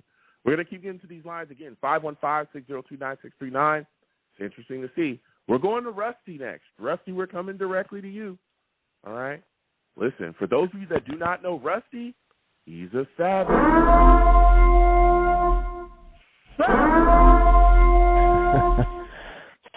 Rusty salutes, man. Listen, I could not wait to speak to you. We got a lot of things moving and shaking, all right? First off, I want to start off with the trade deadline, all right? There was a lot of talk about the trade deadline, and the Jets were going to do this, and the Jets were going to do that, and Devontae Adams will be in a Jets jersey, and we're going to get everybody, and nothing happened, all right? Came and went. Give me your thoughts, man. There's rumors that Joe Douglas did make calls to inquire about Devontae Adams, Mike Evans, T. Higgins is in that rumor. Again, that's a rumor. We know nothing gets out of the front office there with Joe Douglas. It's been proven. There's no leaks. Give me your thoughts about the New York Jets not ending up with any big splash trade before the trade deadline hit. Give me your thoughts. I'm absolutely fine with that. I don't want to give up draft stock. We only have 5 picks, and I don't know. Maybe Joe does something in the offseason and gets rid of the guys for a second. Who knows? Or thirds. I don't know what he's going to do. But, no, I was happy about that. The only thing that I would have, but it stinks, like if we had 6 picks, I definitely wish we could have. The Jaguars got that guy, Ezra Cleveland. I wish we I talked about him, Yeah, and that's one guy that, I wish we could have gotten. But, we really don't have the draft. We don't have the capital. And I'm glad Joe didn't bend the knee on that, because we really don't have too much this year. And I don't know. And there's a plethora. This draft stock of offensive linemen is incredible. And there's a few linebackers and some big, heavy nose tackles like that kid from Florida. Oh my God, he's almost 400 pounds, and he just gobbles up runs, which we desperately need. So yeah. I mean, I'm glad we did. Listen. There's some players, and we'll be talking about them as the draft comes closer. We'll be talking about that, but there's some offensive linemen in this draft. Boy, are I'm just going to say, this is the year that if you have some offensive line issues, there's definitely some guys that are going to be able to help you there, and we have those issues. I'm right there with you, Rusty. Listen, there's a lot of Jets fans I went back and forth with that were just absolutely beside themselves that we didn't actually end up with somebody, and it was just like, we're tight here. There's, you can't really. Of course, we know that second rounder is all but gone, right? Because Aaron Rodgers, is down right now with that Achilles, and we'll see. But man, we've got to continue to build around right? here. Yeah. It was just either the first or the second or something like that. Yeah, it was. I think he had to play like a 65%. More than 65% of the snaps to grab the first rounder. Now again, okay, I'm gonna put this out there for all the stat nerds that are gonna hit me up in my in my DMs, well, Joe, he could come back and play. Mathematically, it's not impossible. Okay, look, mathematically it's not impossible, but let's be serious, all right? It's not like certified right now because he could come back next week for all we know, right, which isn't going to happen. But he's got that short Achilles. Yeah. Yeah. I think it's possible, man, but I hope it's not rushed. Here we go. You know? That's. Yeah. I mean, because I see this stuff, and I'm one of those crazy weirdos where I'm like, yeah, stem cells injected, put like 900 million of them in, you know? All that stuff. Like, yeah, go ahead, fly to Panama, get the real stuff. It's crazy. Listen, I want to see Aaron Rodgers come back next year. I don't want them rushing him back. I know that he is working his tail off to come back, and he's definitely excelled in all that stuff. But, again, I think he's 38 or 39, almost 40, right? I want to make sure he's almost 5,000. Yeah, 39.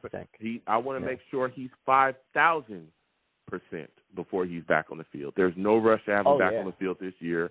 I don't necessarily want that to happen. I feel like the Jets are playing with fire if they were to do that, to put him out on the field this year. That's just the way that I feel. Yeah, that's just the way I feel. So, look, again, after that trade, because, again, the second rounder is gone at this point, I think that we need to keep the capital as we talking about, a lot of people being upset that we didn't make a move or a trade. Now, you talk about Cleveland. That was a good pickup for that other team. But as we continue to have these discussions, man, there's also been some rumors about Corey Davis unretiring to join the Jets. What are your thoughts about those rumors floating around, man? Boxing gloves Lazard with brickhand Corey coming back. I mean, did people forget? Like, come on. Like, I love Corey thinks that, unfortunate retirement, but I'm real. Let's keep it real. Like, I didn't want to see him go out that way, but, God. I don't know, maybe I can't even make a joke because the guy retired. I don't even know what he retired about, so I don't want to be too bad or evil. But, Rusty, be careful, Rusty. Be careful. Maybe he got some Be careful. Listen, I don't know. I think it's interesting. I've heard these. It's better than nothing. It's a rumor. Yeah, it's a rumor swirling around. I think it's interesting, but we'll see what happens if he continues to come back. Honestly, I would welcome him back. I think he'd be a nice to reinvite him back into, this Jets fold. And I think he would be welcome within this wide receiver core, especially when we look at some of the issues that the Jets are having. Listen, Garrett Wilson is, even against the Giants, had 100 yards. He's looking phenomenal. But there have been struggles with the wide receivers getting open. And that's why, again, there's rumors about them looking at Devontae Adams and Mike Evans. I think that says a little something. Yeah, that says a little something about what's going on here at wide receiver. Like, hey, we need to get some guys that can help out a bit more, okay? I'm just saying that's been a factor here. Guys aren't getting open. We saw that at the end of the Eagles game, right? There was Garrett Wilson went down with an injury, and next thing you know, nobody's getting open. And it's like, hey, guys got to get open for Zach to throw you the football. Now, as we continue to talk about this, right, the New York Jets matching up with the Chargers here, man. Give me your thoughts. I'm sorry, Joe. I didn't mean to cut you off. About this Jets. Go ahead. Oh, my bad. I just real quick question. I didn't mean to cut you off. Are we still paying Corey for this last season, or is he just not getting paid? I'm not sure how the financial stuff works out for them. I think they still have to pay like a certain amount, or it may be agreed between them. I can't remember how it works when they retire like that quickly in the season. I think it's worked out. Again, cool I don't know the financials completely. I have nothing against his character. It's just a cinder block hand sometimes. Drives me crazy. No, we get it. And he can't jump over a jump rope sometimes. It's nuts. It's nuts. Give me your thoughts. Sometimes. Give me your thoughts about the concerns on the Jets' offense as we go in to match up against this Chargers defense that have tons of pass rushers, man. I mean, I don't want to see Brown over there. That can't happen. You can't just mess with the line like that. It's already got, the heck knocked out of it and sales knocked out of him, which the guys stepped up. And plus, the Raging Cajun, he ain't bad at all. I like Max Mitchell. You just play him more. Let him get used to stuff. He was doing good before he had to go out with all the blood clots and everything last year. I don't know. I just think that we should have him as backup. keep Brown as backup for left tackle, God forbid, and just keep it moving in that way, and just pray for the best. And then Saffold, can't expect him to come right in immediately. So hopefully we can get him back to the Tennessee ways. Yeah, it's going to be interesting to see, who's going to be out there, because again, if we're keeping Mekhi at left, that center position, I'm thinking Newman is probably going to stay there. There's been talks about, Laken Tomlinson, who didn't practice today. What's going on with him? I'm hoping he's able to play. If he's not, you're going to have a hole there at left guard and then right guard, who I think is probably going to be Billy Turner. Duane Brown, I don't know. Duane Brown can't play anything but left tackle. That's unbelievable. He can't play over, literally 2 feet. Come on, dude. No. You're in the NFL and you can't do that? I don't know. That's crazy to me. That blows my mind. A lot of people don't. Meanwhile, Mekhi's jumping all over an AVT. Forget about it. Sorry. There's a lot of positions along the offensive line, but guys can only play certain things. You can only play left tackle. We'll probably see Chris Glazer at some point. If Tomlinson doesn't play, maybe Chris Glazer slides over there. But Billy Turner probably going to stick at right guard again, depending on what happens with Joe Tippmann. Hopefully he's, going to be able to play, but we'll see. There's so many things moving and shaking along this line. We might even see Carter Warren in there at some point, right? It's crazy, but we've got to make sure that we protect Zach Wilson as paramount. Now, my last question for you, Rusty, before I let you go, how concerned are you about Justin Herbert going into this game? Do you think the Jets pass rush will be able to get after him? I sure as heck hope so. It's bad. We really couldn't tell because we were just getting unbelievable. I don't know. We were just getting knocked around by the run game. As everybody and you were saying too, it's just this is how you beat the Jets basically. And if you can throw the ball and you can throw in passes, that's what concerns me about the Chargers, man. And if you just run the ball on us, what are you gonna? Those darn screens are coming back, and it's accurate. But if we can shake them up and razzle them, I hope that's what we can do. We can jump on top of them, hopefully quick, and get them into a freaked out position to where they just got to be in throw mode. That's what I hope we can do. But I'm nervous about it. I don't know. Yeah. Chargers are weird like that. They'll be good against good teams sometimes, good defenses. They're weird. And they have a quarterback that can do it. Yeah, I'm telling you, Herbert is serious business. We have to get all over him immediately. We must immediately. Now, before I let you go, Rusty, give me your final score prediction. Jets, Chargers, Monday night. Lights are going to be bright at MetLife. Who do you think wins? Who do you think loses? How do you think it ends up? I don't know, man. I think it's the Chargers probably, and it stinks to even say it. I can't believe I'm saying it. Yeah, something weird. Okay, what's the score? I don't know. I hope I'm completely wrong, though. What's the score, Rusty? 19-17. Ooh, 19. Stupid Chargers. Yeah, I'm not a fan of that to step myself. out. Yeah, it stinks. Listen, It's just Rusty, it makes me nervous, man.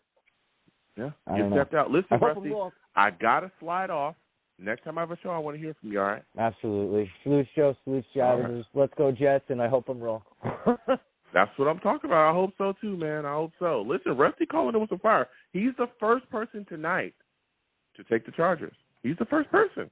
He didn't run. He stuck his chest out, all right, and said, listen, I'm taking the Chargers. I think they beat the Jets. Wow. We're going to keep getting to these lines again. 515-602-9639. 515-602-9639 is the number. Call in. I'm here for all takes and opinions. I'm all about it.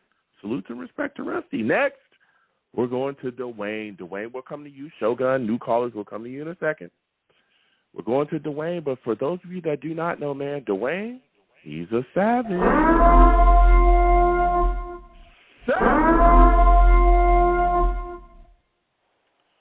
Listen, Duane, salutes, man. Good to speak with you. There's been a lot of things going on surrounding the Jets' offensive line.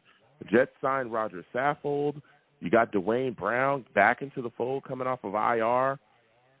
When you look at that situation, man, what are your thoughts on the Jets' offensive line, man? How would you handle Duane Brown at this point? Does he immediately get the starting left tackle spot back? It's so hard to do that. It's so hard to talk about it because Robert Saleh is gonna make me mad. That's why it's so hard to talk about it, because why is he gonna make you mad, man? Like, this was the beginning of our problems. Like, we can't even have a clear, like, I don't know if you watch sports talk shows.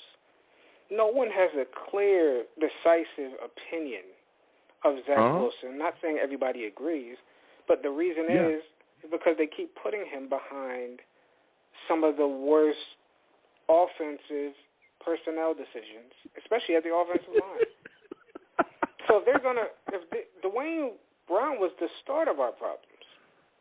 You know what I'm saying? When he left, when Mekhi went to the left, and we got AVT to the right, that's when it started to look good. And when you really think about it, his best game versus the Chiefs, that was also our best offensive line, right? What a coincidence, right? The kid that came and made himself a second overall pick, because his offensive line was so good. His wide receivers may not have been great, but his offensive line was really good. That's what he needs to succeed, and you're going to start it all over again.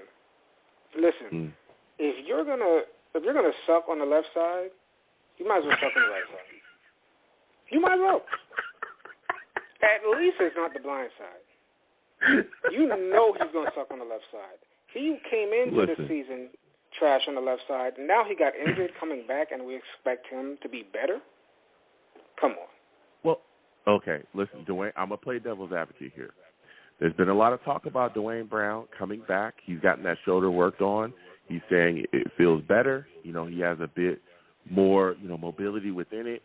And he also kicked himself, saying, hey, maybe he rushed himself back, came back too early from the injury the last time with the puck. Now, I'll say this. I, for one, as I come off of the advocacy there, I, for one, would like to see Becton stay on the left side, because we've seen that he's pretty much back in very solid form. He's been able to put some things together. Another thing that you have to worry about is when you shake up the offensive line, again, you're shaking up the continuity once again to this offensive line. We're already going to have issues primarily in the interior of the line. Why shake it up on the outside? We know that Duane Brown cannot play right tackle. At least he hasn't to this point in his career. And I think, and you talked about this just a second ago, the beginning of the problems was starting him at left tackle. And that's why I said all offseason that just automatically making this guy a left tackle, the starting left tackle after being out on the pup and not coming back until basically, a couple days before the Giants game, wasn't a good idea. And that Becton should have stayed there at left tackle. So I'm thinking we should keep Becton at left tackle. We should put Max Mitchell at right tackle. The interior we got to figure out because we got some days before the game. We know that Tippmann's back at practice. There's been some talk about Laken Tomlinson, not practicing as well. We got to figure out what's going on with the center position. Newman might be the guy there. We could see Billy Turner at right guard. But we've got to stop moving guys around so much. And what's crazy is Sulla even talked about that too. But then he's also talked about putting the best 5 offensive linemen out there. And he was asked recently, and Duane Brown was a name that he said was in the best 5. So the message is confusing. I don't know what we're going to do here. But listen, Joe, if you let's use an example, right? Just a story, or something that could happen, right?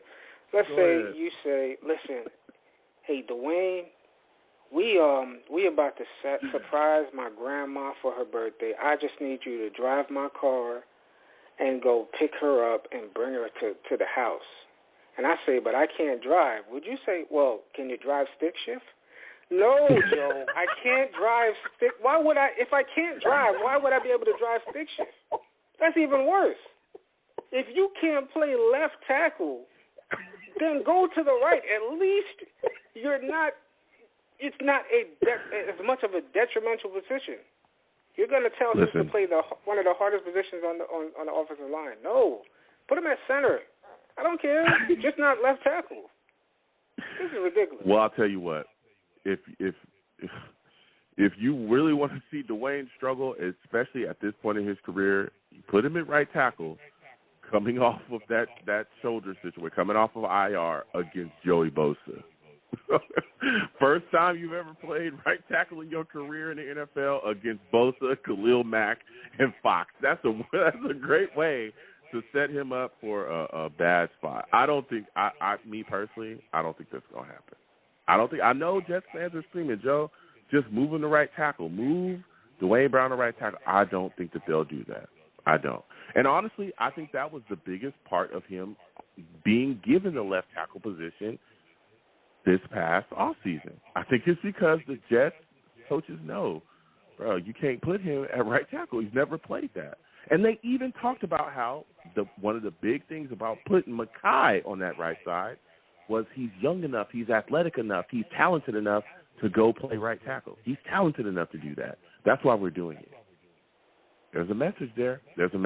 But we know that there's concern. Now, we're talking about protecting Zach Wilson. What are your expectations from Zach Wilson in this football game? We know that the Chargers they've got a very tough defense, man, a very tough defense. What do you expect out of him? Do you think he'll be able to make plays? Do you think they'll be able to move the chains and actually, convert third down? I think it's hard to tell with him because you see some highlights and then you basically see it at the end of the game. So I think it's going to be a very similar situation. I think he's going to struggle through most of the game and then maybe towards the end start to play a little bit better, especially if they're close. They're going to close out this running game pretty quickly. They're good at running defense. But I would still go to the run early. Go to the run early as quick as possible so you can at least get that established. And then you can do some mix-ups and confuse their defense a little bit. They should not. I hope they don't come out and just, destroy, end the run quick because they're not getting a lot of success. And I think if he can focus on, no offense to the rest, but if he can focus on getting passes to Brees and Garrett, just focus, right? Doesn't have to be. You don't have to stare him down. Just focus on it. I think you can get him over 200 yards. You know what I'm saying? So we see a lot of games where he tries to give people the benefit of the doubt. His tight ends do get open sometimes, but he tries to give people the benefit of the doubt and go to Garrett after the progress. But usually Garrett gets open pretty quickly, and it's too late by the time he gets there. So focus on Garrett and Brees. You can get over 200 yards. You get over 200 yards if this defense isn't hampered too much by Al Woods going down, then this is a win. If they're too hampered, I'm talking about the linebackers behind them. If they're not too hampered by that, the defense is going to play well. I don't know with what is their wide receiver's name? I was playing against Madden today. What's the Chargers? The Chargers wide receiver? Yeah. Keenan Allen. Keenan Allen. If Keenan Allen, and that's what I don't like too, man. I like DJ Reed, but his issue is just he's too small, man. And I think they're just gonna put Keenan on DJ Reed all day. Maybe mix him up, put him in the slide against Carter. It's going to be all day with that. And he's not going to see Brees too much, and that's how they're going to play well. Yeah. You know what's crazy is when you talk about the Jets defense, I'm hearing a little feedback from you there, Duane. I don't know if you got a headset or what's going on. But when you look at the situation, right, you talk about the Chargers wide receivers, that's one thing that I brought up as well is how big their wide receivers always are. You talk about Keenan Allen; he's a pretty big guy. But then you also there's a guy I think his name is Quentin Johnston. I think I know you're talking about. He's like 6'4". Like the Chargers always have big wide receivers, so that's going to be something that's going to play into it as well because they like to play that, throw it up, and have them go get it. And that's going to be big in the red zone too. So I think that DJ Reed's going to be all right. He's a solid corner in this league, but Keenan Allen is a veteran, and this guy still, and he's been doing it so long in this league, it's crazy. He's also a guy that we've got to be very concerned with on the Chargers offense. So my final question for you, I'm concerned about Austin Eckler as well, matching up here with our defense.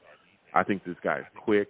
He can get it done. He can, of course he can run with the ball, but especially coming out the backfield with the route running, him being able to come out the backfield and catch the football, I think is amazing.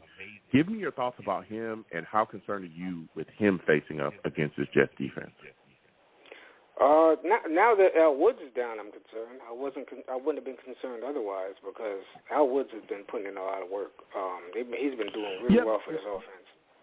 We also called up Tanzil Smart. I think Tanzil Smart to be able to feel. Listen, Al Woods was phenomenal, but I think Tanzil is going to be able to really put some things together too. And especially, we still got Q. We still got guys like Solomon Thomas. We still got some guys that are still going to be able to make some plays up front defensively for us from that tackle spot. But go ahead, continue.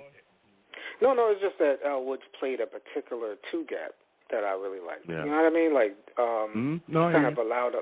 I think he allowed a lot of people to do a lot of different things.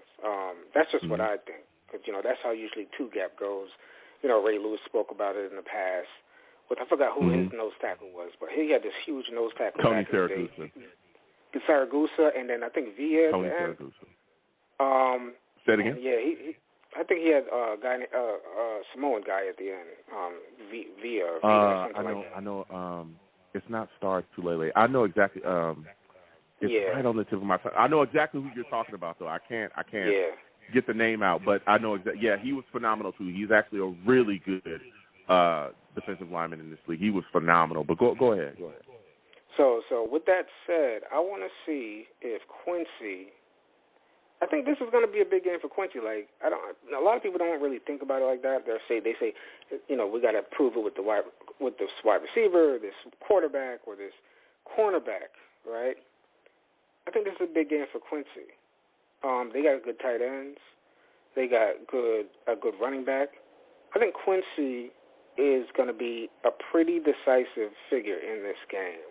If he can still do what he does, he's going to change. Because, a lot of teams, I'm not saying this team has to do that, a lot of teams kind of neglect passing to the receivers on this team.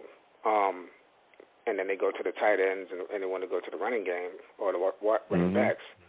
Quincy might be a really big decisive figure. He just got defensive player of the month for the AFC. I think it's time to really establish himself right now. Make that Pro Bowl run. I think if he plays good this game, and I'm not saying it's a long season, I get it, but if he plays good this game without Al Woods and against this offense, I'll lock him up for Pro Bowl. It's a long season, but I'd pretty much lock him up. So that's all I'm worried about. These small receivers, these small corners, and the defense without Al Woods. That's what I'm worried about. Yeah, listen, Quincy has been phenomenal. I'd love to see him in the Pro Bowl. And that nose tackle, I had to make sure. I looked it up. Haloti Ngata. That's who it was. Haloti Ngata was phenomenal. Yes. Phenomenal. Absolutely. That dude was blowing everything up in front of him. That guy was a three gap. Tell you something. Not even two gap. He was a three gap. He was every gap. He was every gap. Huge dude, gap. Man. There was no way you were getting away from him, okay? Let me tell you something. Haloti Ngata, even Tony Saragusa in his day. Woo. Tony was just either way, okay? Before I let you go, Duane, give me your final score prediction. Jets, Chargers, Monday night, all right? Lights are going to be bright at MetLife. Who do you think wins? Who do you think loses? How do you think it ends up? Unfortunately, I think Zach is going to have to score, and I don't think he's in a position to score right now. I do not think Zach is a bad quarterback anymore. I'm sorry. I'm looking at the tragedy that's happening around him. I know it's too big of a word. He's not a bad quarterback, but it's too much. Okay. Unless he has that idea to really, Garrett really puts in some serious work, Brees puts in some serious work, if they can really form a triangle offense with them, then they'll win, but I don't think so. I think it's going to be 27-20 Chargers. Wow, 27-20 Chargers, he says. All right. Listen, Duane, we got another guy picking the Chargers. That's two tonight. Listen, Duane, it was phenomenal speaking with you. Next time I have a show, I want to hear from you, all right? Yes, sir. I got you, Joe. See you next time. Yeah, listen, you have yourself a good one. Listen, Duane calling in, giving us his takes. I respect it.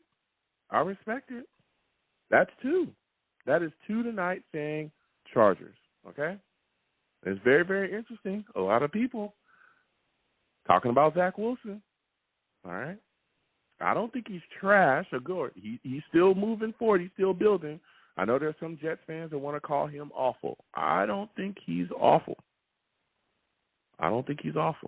Okay? I think he's putting some things together, all right? But we'll see. It's a long season. We're still rolling and bowling. But he's had some games where he's looked very special. That Kansas City Chiefs game, all right? Savages in the chat, please put your questions. We'll come to y'all in a second. We're going to keep getting to these lines, 515-602-9639. Next, we're going to Shogun, man. We're going to Shogun for those of you that do not know. For those of you that do not know, this man Shogun, he's a savage.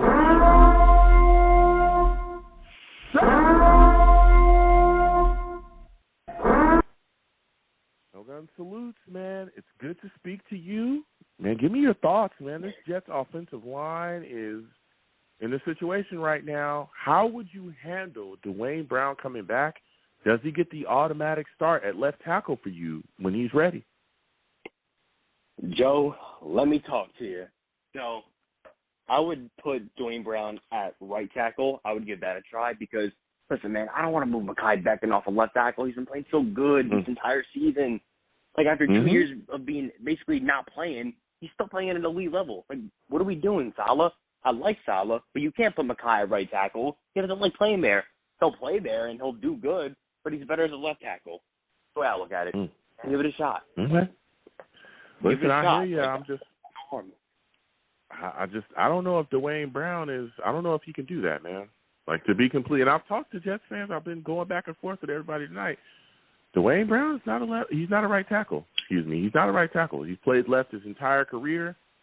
But if you want to experiment, I don't know if this is the week to do that because Bosa and them you boys got a are point. coming to town. You're right. Yeah.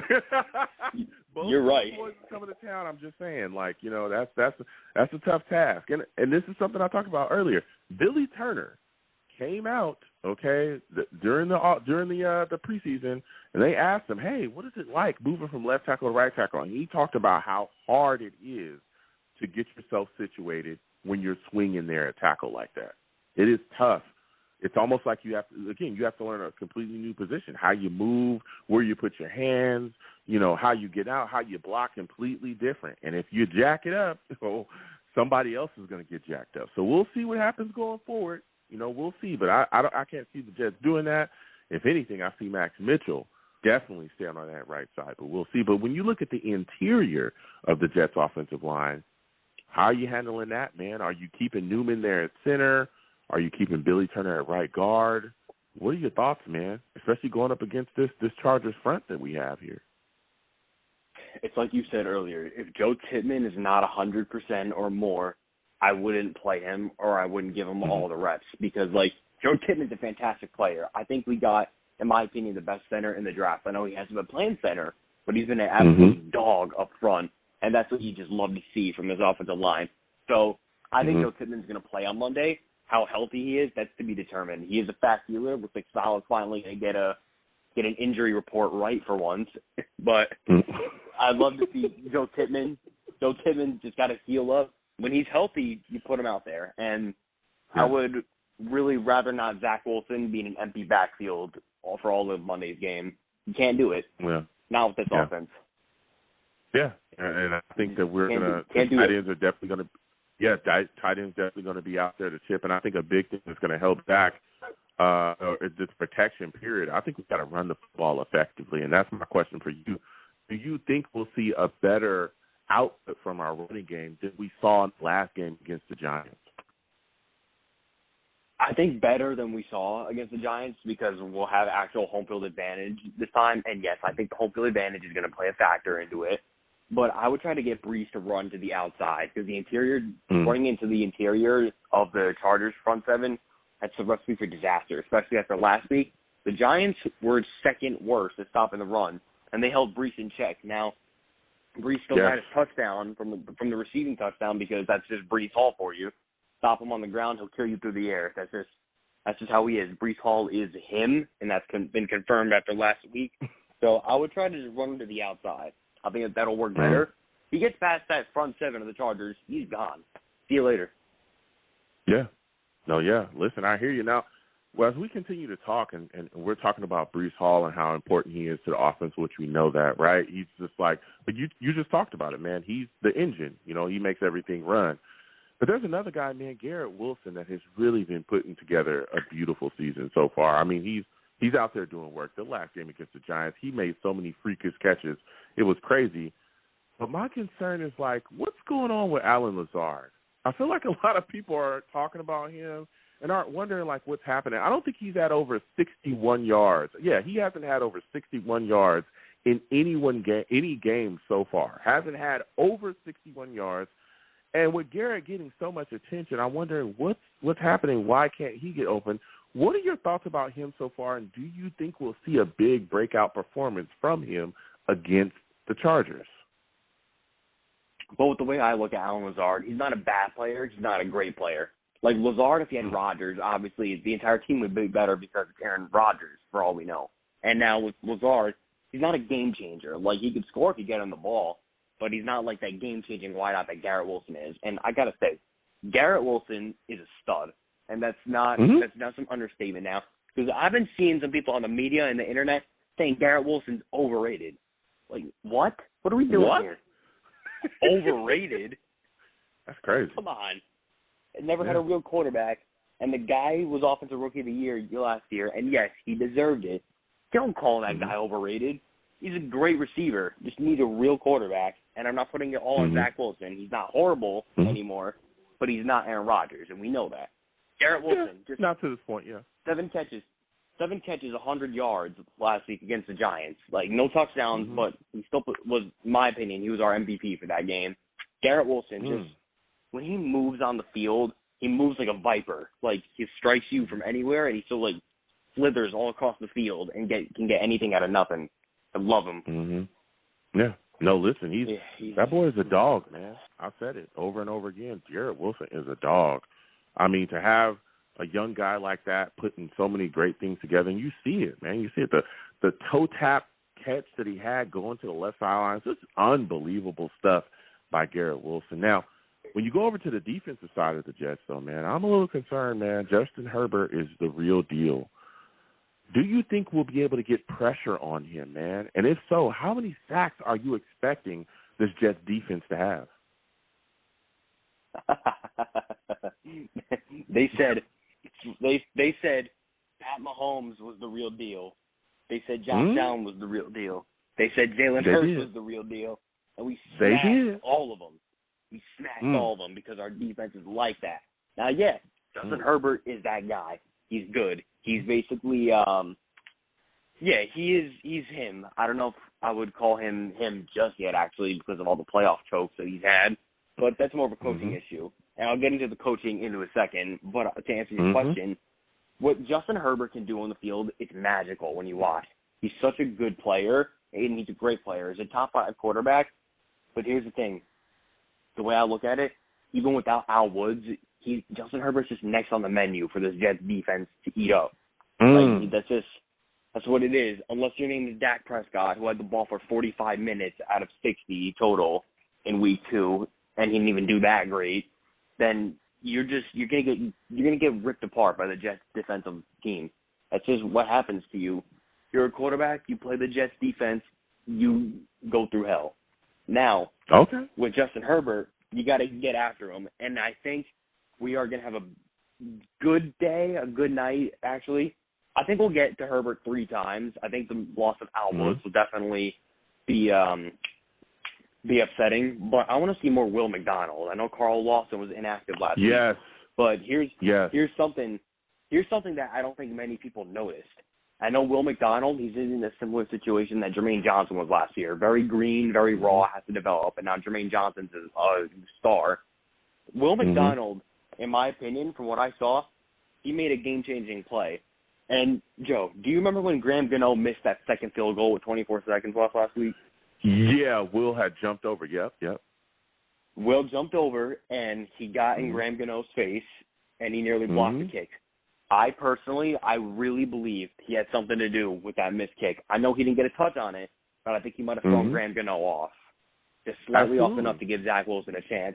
I really believe that Will McDonald's one of the reasons why we won that game against the Giants, which was too close for comfort. But I'll take it. A win's a win. You move on. You don't apologize for it. So I'd love to see Will McDonald get a sack. That'd be awesome. Yeah, and I mean, even there's other things he's done this season that I think that goes unnoticed by a lot of people.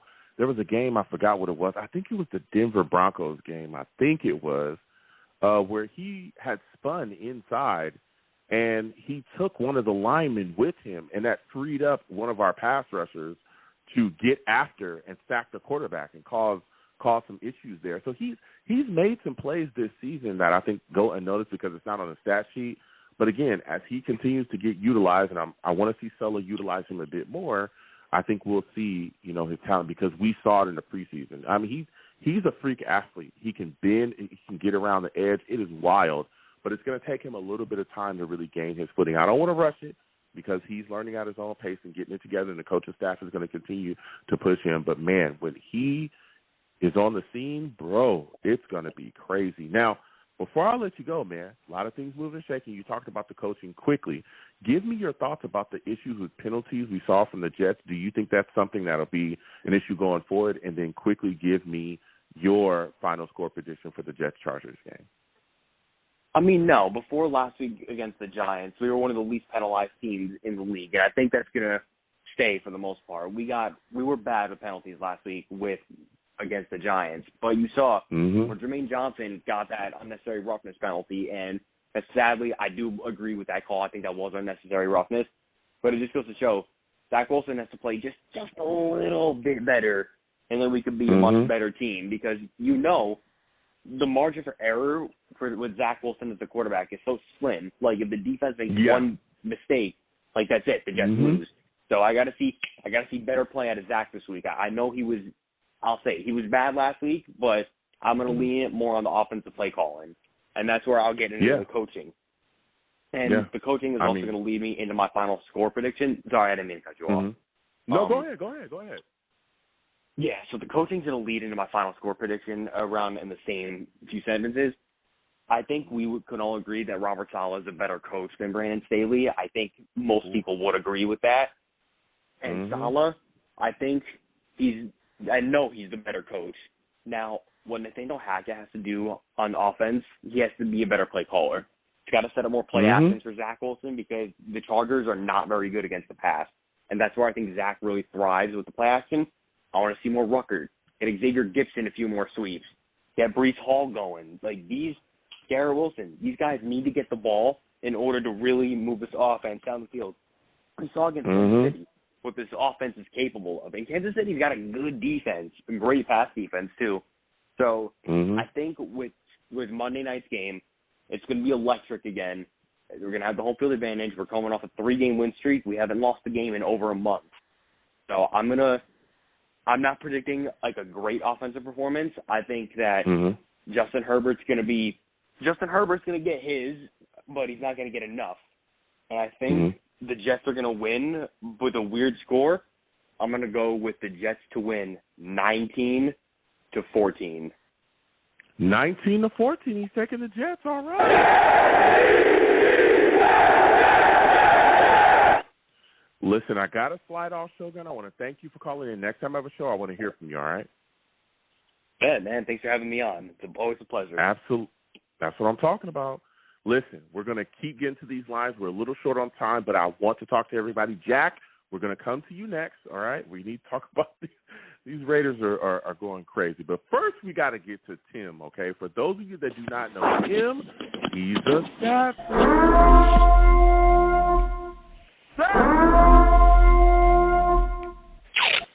Hello. Listen, Tim. Salutes, Tim. Listen, a lot of things moving and shaking, right? We're a little short on time, so we have to move quick. The New York Jets offensive line is looking very all over the place. What is your level of concern going up against these Chargers and the pass rush that they bring to the table? Well, I had a level of concern last week. I think everybody did. I feel like the concern for the offensive line has been building for, basically the last couple of weeks since Vera Tucker went out and we got some other injuries. Yep. They're gonna have to change the game plan. They're either gonna have to figure out a way to kind of suck the Chargers into a blitz and get Breece Hall out in space and dump it off, or they're gonna have to do maybe some screens.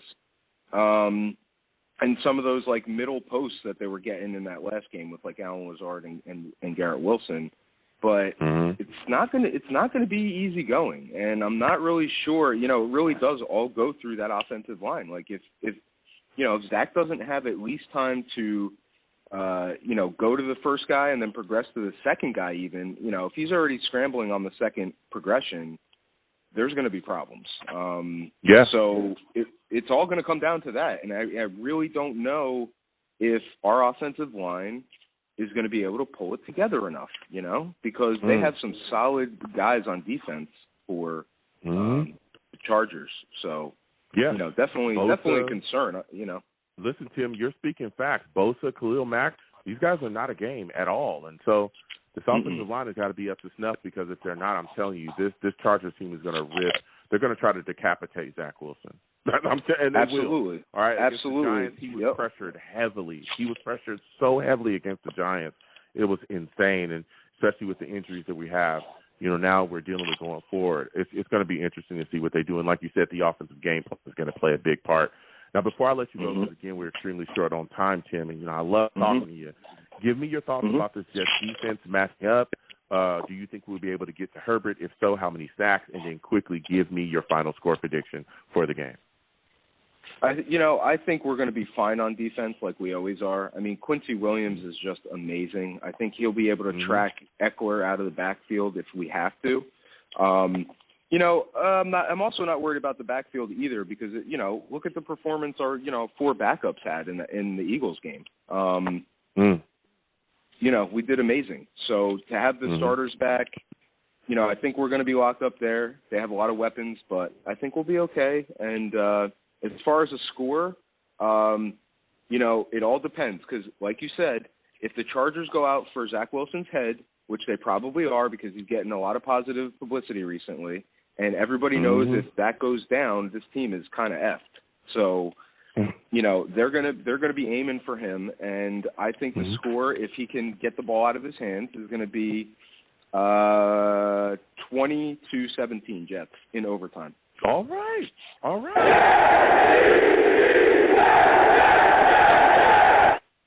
Tim, I got to slide off because I'm short on time, but next time I have a show, I want to hear from you, all right? All right. Thank you so much. Good. We're going to keep moving now. We're going to finish the show with Jack. I believe this is Jack calling in. This is Jack Kenneth. For those of you that do not know, he is a Raiders fan. The Raiders are firing everybody, okay? They fire everybody, and there's a lot of things moving and shaking. We're going directly to Jack, okay? For those of you that do not know Jack, he's a savage.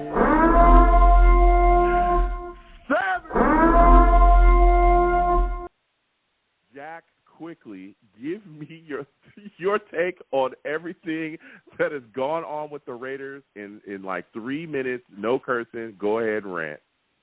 It's hard everybody. There's no rant. It is Christmas in Raider Nation. I mean, Santa came early, stuffed all the stockings, and Mark finally got it, and get rid of McGenius out of there and the GM out of there. So this is fantastic. It'll be super interesting when we play you guys, next week. Everything's going to be changing, and it's like, and Devontae, Mark had, dinner with him. He's been talking to him for the last couple of weeks. So, like, when you're watching ESPN and everything else, you see him slamming his helmet. He's had a part of this. So, I think he's finally happy that, we got him out of there, and it's going to be exciting, and I'm ready to turn a new leaf, because the whole thing for the Raiders, when you got Jimmy G, who can't throw deep, you got Brian Hoyer, who can't throw deep, that leaves the defense like a great defense, like your Jets team. Sack in the box, 8 guys in, and, you can't run against that. So when you finally got, like, you know, it was proven the one game that AOC, which is the Raiders' rookie quarterback, he can throw deep. It stretches the defense. It leaves more running lanes for Josh Jacobs. So it opens things up for Devontae, and it's been proven. And I'm hoping your Jets just wipe the, floor with the Chargers. And I was talking to, like, your brothers in the chat. Hey, the weird thing about the Chargers, normally their run defense is horrible. Run on them, which is your better strength. But this year, their DBs are doing worse. J.C. Jackson's gone. And they're actually a better run defense this year than they were last year, and their pass defense is worse this year than it was last year, so it's kind of flip-flop. And everyone's asking about, Mack and Bosa. Yes, Mack is a threat. Man, he put 6 sacks on the Raiders. And then Bosa, as long as Beckham, can hold him down, you double team, you put 2 guys and chip on Mack, and you guys could have success. I'm rooting for you. Yeah, listen, Jack, I'm going to have to move on. Khalil Mack has tortured y'all ever since you let him go. Please give me your final score prediction, Jets-Chargers, quickly, because I got to wrap up. Oh, my God, you're killing me on this. I'm going to go low scoring either way. I mean, I'm going to take a flip-flop, something like 19-16, 16-19. I know I came at the end of the show. I'm sorry I had to hop off, take a phone call, but no, go ahead. I can see it going either direction. Oh, who are you taking, Jets-Chargers? Jets or Chargers? Well, I'm hoping Jets. I'm rooting for the Jets. I don't want the Chargers to win at all. Jack, I got to slide off because they hate on your boy. Next time I have a show, I want to hear from you. We're definitely going to discuss more of everything going on. Yeah, we need to talk about this next week, when we play each other, so that'll be fun. And Jet fans, please salute and, hit the likes and sub for our boy LBJ. Thank you so much, Jack. I appreciate you. Now, before I go, because, again, we're short on time, we literally have like a minute. We're going to get to, I believe this is Val, all right? For those of you that do not know Val, Savage.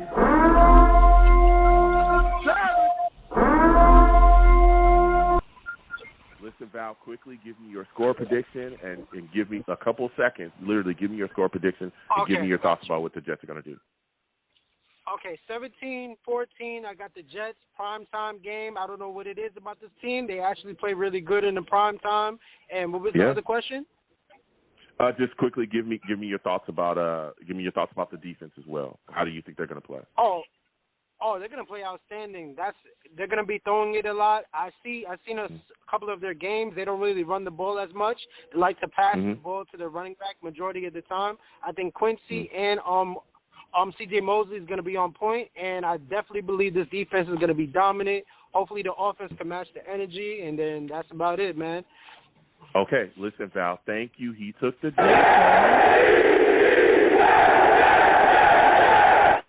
I got to slide off because they're about to handle your boy. I am taking the Jets as well to beat the Chargers 24-14.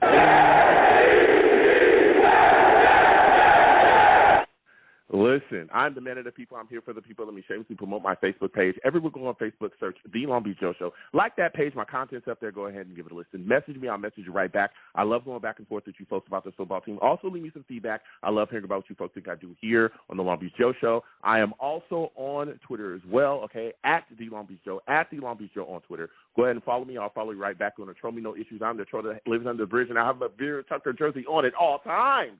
I'm also on YouTube as well. Long Beach Joe Jets on YouTube. Subscribe, hit that notification bell, give the video a thumbs up. You want to troll me, get in the comments. And as always, people, when you see me in person, there's arms out, chest open, free hugs for everyone. Free hugs for everyone that will cost you absolutely nothing. Thank you for taking the time out of your day to interact with the show. Thank you for Renee Howard's team coming on. CFBNJ.org. Get involved, all right?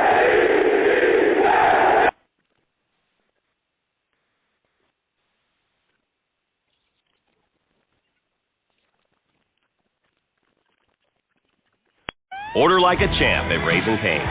With tailgates of hand-battered chicken fingers and cane sauce and jugs of freshly made tea and lemonade, you can guarantee victory for every game day meal. Raising Cane's Chicken Fingers, one love. Order online or on our app. While you work hard to raise successful children, something you don't see could harm them. It's called toxic stress. It's how a child's body responds to difficult experiences. Learn how parents can help at first5california.com.